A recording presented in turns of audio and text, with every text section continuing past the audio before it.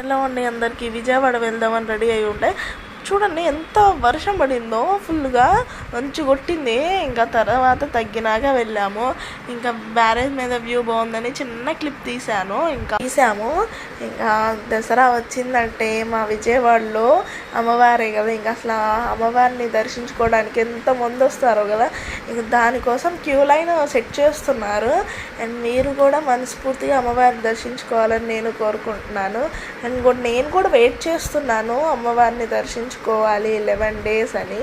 Year మా అమ్మ వాళ్ళ ఇంట్లోనే చేసుకుంటున్నా. అండ్ అమ్మ వాళ్ళకున్న ఓపిక మనకు ఉండాలంటే చాలా కష్టం. ఇంకా అమ్మ వాళ్ళ ఇంటికి వచ్చేసి డీమార్ట్ వెళ్ళాము. ఇంకా గ్రాసరీస్ అండ్ దసరా వస్తుంది కాబట్టి పూజ ఐటమ్స్ అన్నీ తీసుకుంటున్నాము.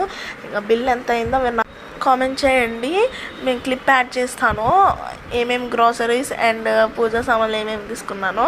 అండ్ నాకు అసలు ఏం బాగాలేదు. నేనేమన్నా డిస్టర్బ్ ఏమైనా మాట్లాడితే సో అంతంత నొప్పి, వాటర్ కూడా తాగలేకపోతుంది. ఏమన్నా టిప్స్ ఉంటే షేర్ చేయండి అంతే. ఇంకా వీడియో